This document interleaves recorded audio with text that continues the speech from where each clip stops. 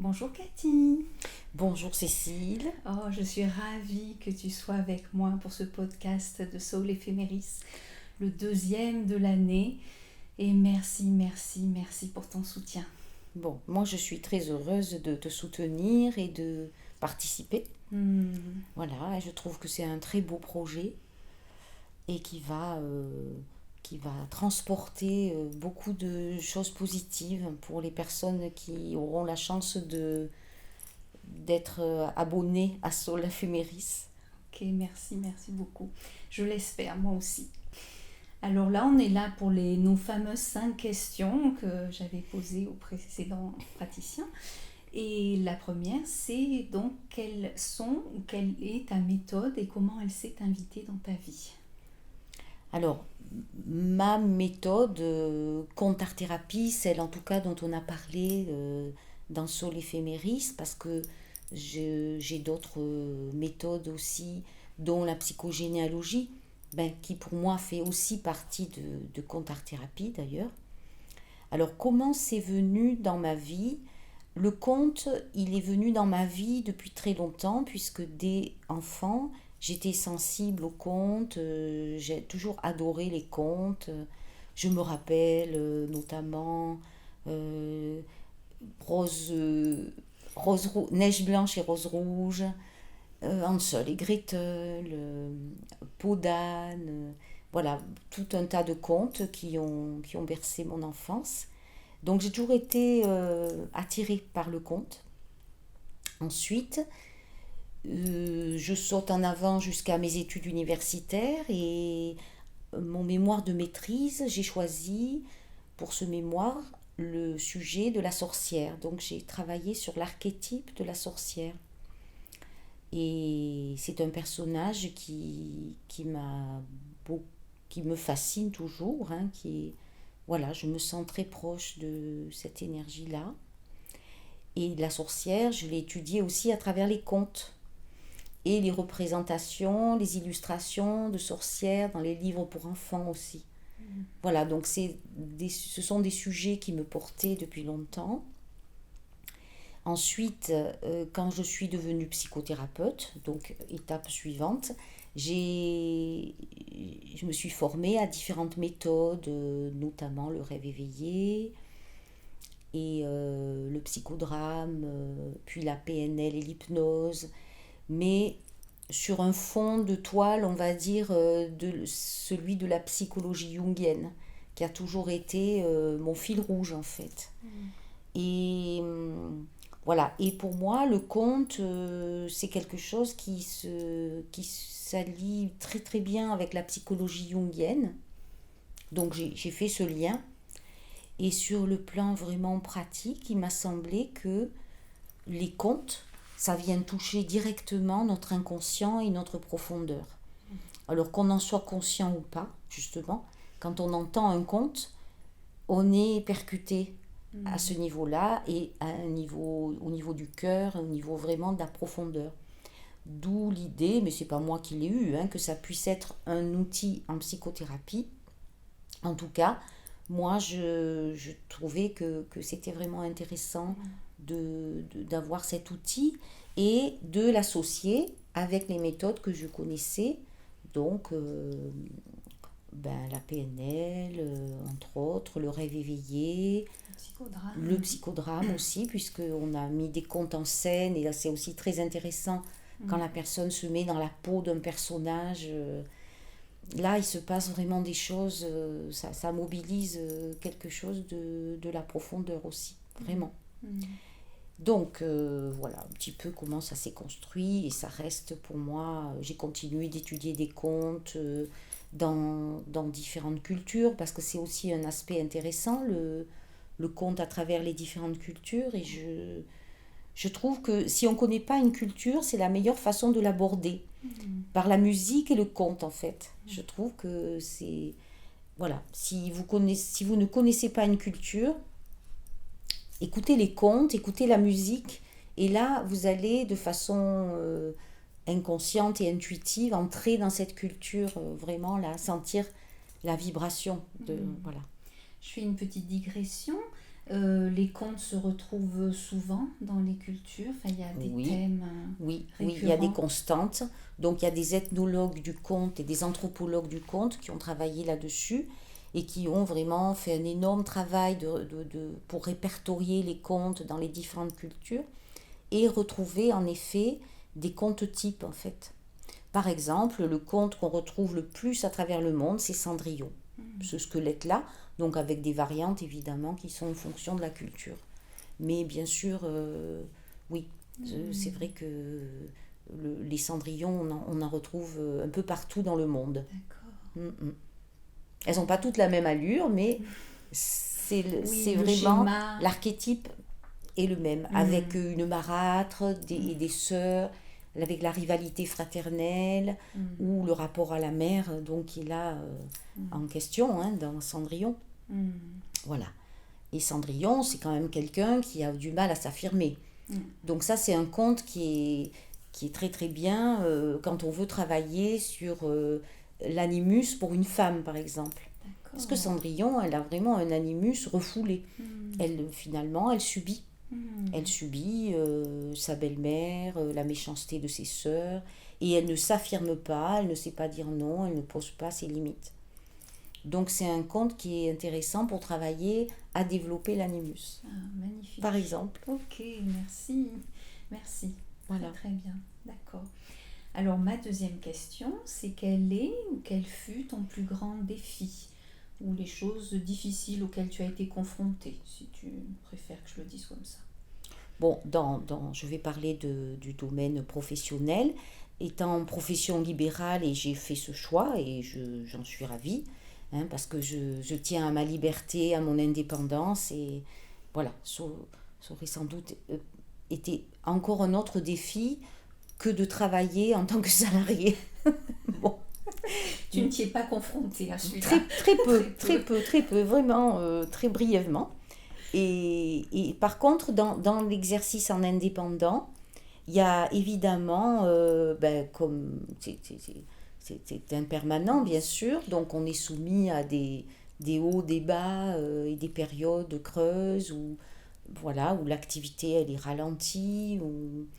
Et là, ça me remettait en question dans un premier temps parce que je me demandais toujours si ça venait de moi, si ça venait du contexte, bon bref.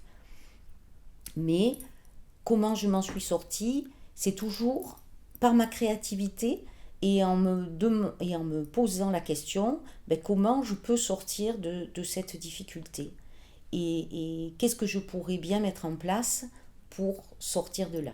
Voilà. Donc on peut dire que c'est ça mon fonctionnement. C'est quand je suis en difficulté, qu'est-ce que je peux imaginer pour sortir de là. Alors, le conte art-thérapie, ça a été une de tes sorties ou pas? Hein, c'est venu, pas forcément, c'est venu comme ça s'est construit au fur et à mesure. Et comme je dois dire aussi que le groupe, c'est quelque chose de très important pour moi. Donc j'ai toujours accompagné des personnes en individuel et en groupe. À la fois enseignante et formatrice en psychothérapie, mais aussi de mon côté, voilà, de mettre en place des groupes et de travailler en groupe, c'est quelque chose qui me tient à cœur. D'accord. Toujours, voilà, le groupe c'est important pour moi. Ça fait partie de mon chemin et de ma mission, comme on le travaille en PNL. Et donc le conte art-thérapie, ça se prête particulièrement bien au groupe, hein, puisque là, comme je disais, on peut mettre en place des psychodrames autour du conte, par exemple. On met les contes en scène, ça c'est très intéressant. La psychogénéalogie aussi, ça se prête particulièrement bien au groupe, aussi avec les constellations, le psychodrame, etc.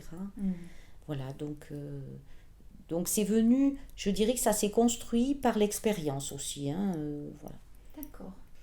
Alors, maintenant, je passe à un autre registre. Je passe aux personnes inspirantes dans ta vie. Donc, y a-t-il des modèles pour toi ou des personnes qui t'ont vraiment inspiré Des mentors même. Voilà, comme on dit en PNL. Oui, comme on dit en PNL, des mentors. D'ailleurs, l'exercice avec les mentors qu'on fait en PNL, je pense que c'est à ça que je me référais. Quelle personne me viendrait là comme mentor? Mhm. Alors, dans le domaine de la psychothérapie, la première personne qui me vient, c'est Jung, Carl Jung. Voilà, qui m'a tout de suite inspirée. Alors, parce qu'il s'est démarqué de Freud, non pas que je n'ai pas étudié Freud, bien sûr je l'ai étudié, j'ai beaucoup apprécié beaucoup de choses chez Freud, mais ce qu'apporte Jung, c'est une vision beaucoup plus vaste qui me convient mieux, et surtout, il remet au centre quand même l'aspect spirituel, avec la notion du soi, et ça, bon, c'est quelque chose qui est très important pour moi. Mhm. Et puis dans sa façon même de concevoir la cure ou la psychanalyse. D'ailleurs, Jung, ça s'appelle, son approche, ça s'appelle la psychologie des profondeurs. Hein. C'est Ouais. vraiment l'exploration de l'inconscient dans toute sa dimension, y compris spirituelle. Mhm. Voilà, ce qui, chez Jung, pour moi, est particulièrement attractif. Et puis l'autre, un de mes autres mentors, c'est Anne Ancelin, qui a fondé la psychogénéalogie.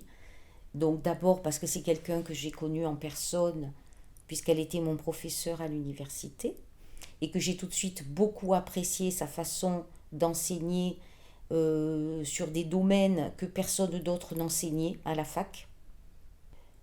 Donc elle aussi, c'est quelqu'un qui amène de la nouveauté, de l'originalité, c'est une pionnière.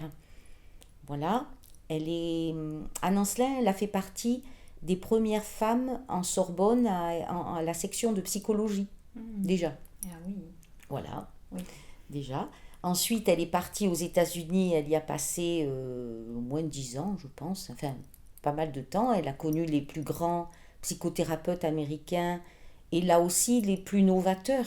Elle s'est rapprochée de Moreno, qui était un ami à elle, Kurt Lewin, qui a inventé la dynamique des groupes, toute l'école de Palo Alto, qui a travaillé sur la communication non verbale, et d'ailleurs ça a été le sujet de sa thèse d'État, puisqu'elle était elle a eu un doctorat d'État.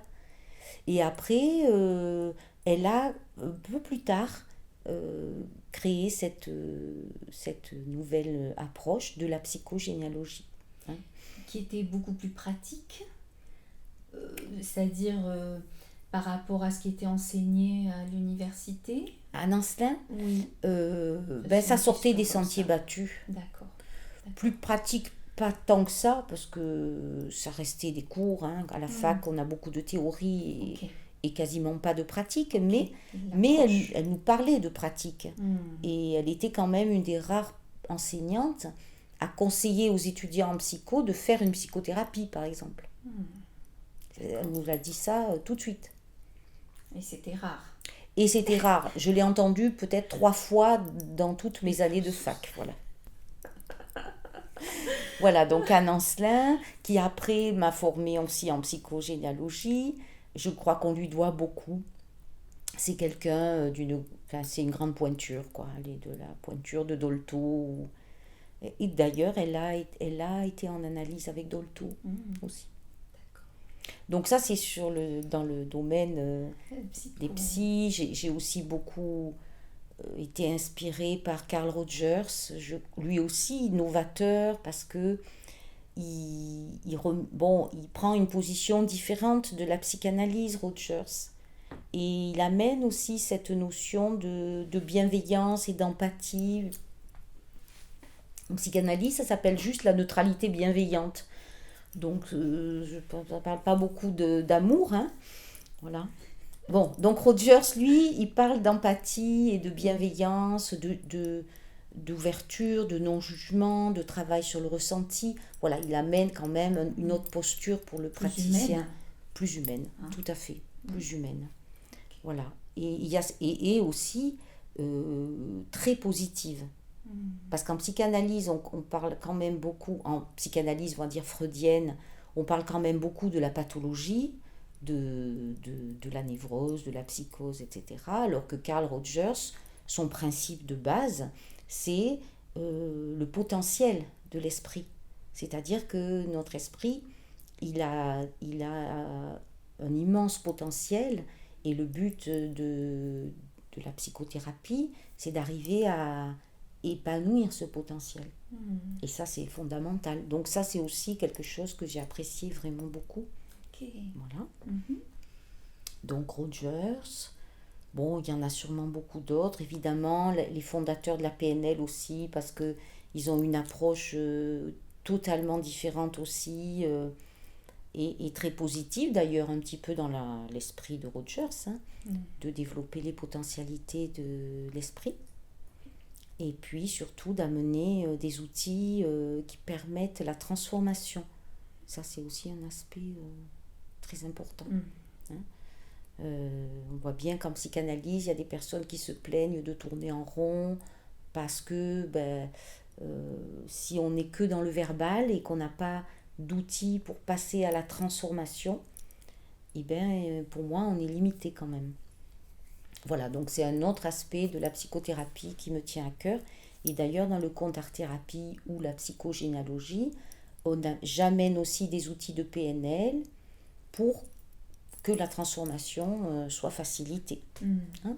Là, le changement, vraiment. Bien sûr. D'ailleurs, c'est typique de Rogers aussi, c'est orienté vers le changement. Voilà.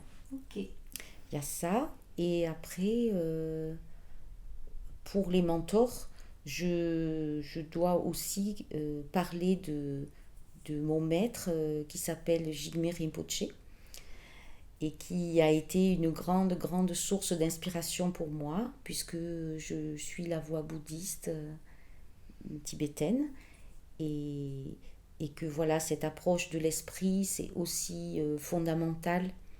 Et d'ailleurs, je trouve bien en accord avec ma façon de travailler en psychothérapie et de voir, de considérer l'esprit. Hein.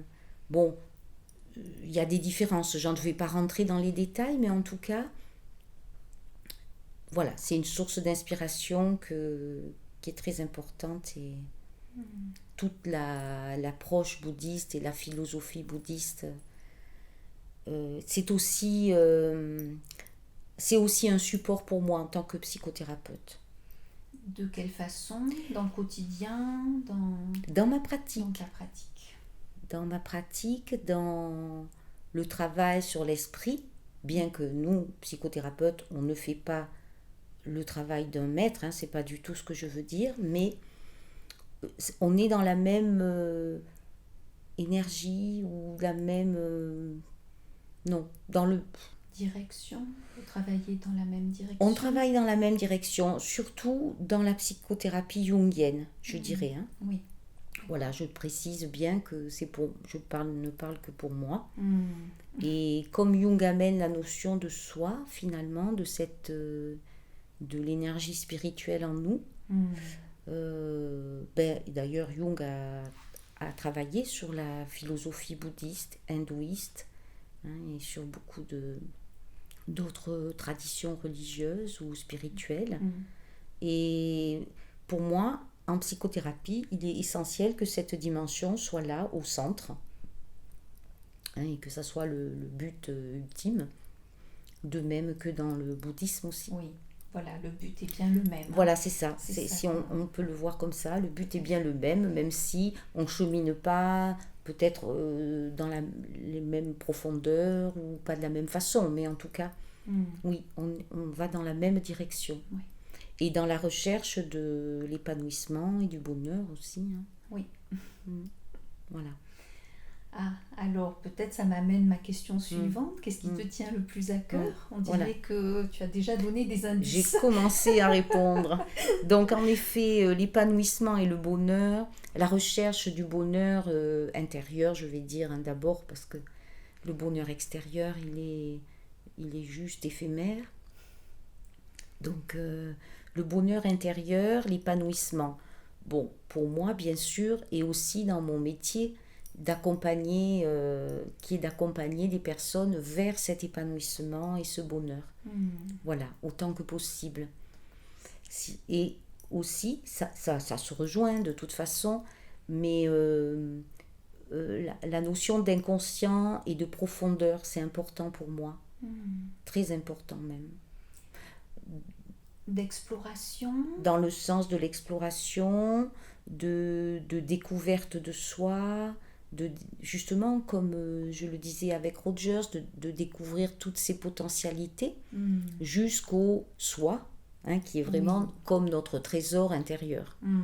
Voilà, donc dans ce sens-là, l'inconscient, et dans l'idée que l'inconscient, c'est vraiment notre allié, notre ami, notre plus grand trésor finalement. Voilà, donc ça aussi c'est très important. Et aussi, c'est là que je situe la créativité aussi. Cette énergie de la créativité qui nous vient de l'inconscient. Et ça, la créativité, c'est aussi quelque chose de très important pour moi. Donc je le mets dans ce qui te tient le plus dans à ce cœur. qui me tient le plus à cœur. Oui, c'est comme une manifestation finalement. De l'inconscient. C'est ça. Tout à fait. De son soi profond et Exact. d'un bonheur qu'on peut mettre dans la manifestation. Absolument. Oui, c'est comme ça que je le conçois. Absolument.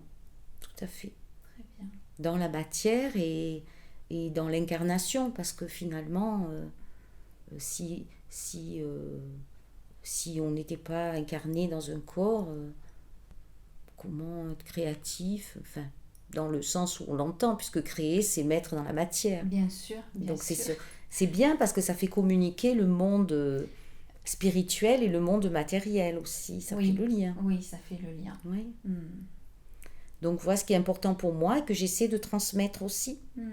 Ce qui est important pour moi, c'est aussi de transmettre là maintenant, au bout des années de pratique que j'ai, de transmettre un peu de mon expérience et à des personnes qui veulent exercer ce métier, ce que je fais, puisque je forme des praticiens en psychothérapie. Et ça aussi, c'est une part très importante pour moi. C'est vrai. L'enseignement. La transmission.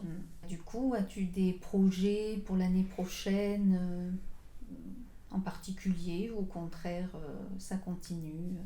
Oui, c'est une continuité de ces différentes parties de mon activité. Donc l'aspect formation, enseignement, donc pour le CERFPA avec qui je travaille pour former des praticiens en psychothérapie. Et de mon côté aussi, je propose des stages en petits groupes, souvent, dans le domaine du conte art-thérapie et de la psychogénéalogie. Donc cette année, je compte bien aussi proposer des stages à nouveau. Dans mon activité en tant que psychothérapeute aussi, d'accompagner des personnes et de continuer à le faire. C'est toujours aussi quelque chose qui me porte et qui est un bonheur pour moi. Comme c'est un bonheur d'accompagner des groupes et mes étudiants en psychothérapie aussi. Et donc, pour moi, puisque je vais quand même me donner une place, c'est de garder un espace justement pour ma créativité, pour mon inconscient. Je crois que c'est vraiment important que je sois vigilante à garder cet espace-là aussi. Et alors là, est-ce que cet espace-là, il se traduit comment? Tu peux nous donner un petit peu des exemples? Tu fais du dessin? Oui, voilà, alors je dessine, je crée des objets ou j'écris. Oui, c'est dans ces domaines-là où j'épanouis ma créativité. Et je crée des contes aussi. C'est vrai. Et des histoires, des contes et des histoires. Oui, puisque je vous en ai partagé un. C'est ça. Dans Sol Éphéméris. Voilà. Voilà. Oui, ça aussi, c'est oui, mais finalement, cette histoire a une trame. Enfin, là, elle servait, par exemple, les différentes sortes d'inconscients. Celui que tu nous as partagé. Et voilà. Donc, quelque part, quand tu écris, il y a une intention derrière. Alors, mon inconscient a une intention. D'accord. Mais c'est pas vraiment conscient. D'accord. C'est-à-dire que quand j'écris, ça sort, hein, ça se manifeste, ça s'écrit. Euh, et il n'y a pas forcément une intention consciente à la base. D'accord. C'est arrivé que Intéressant. oui, mais pas toujours. Ok. Et tu trouves après le sens.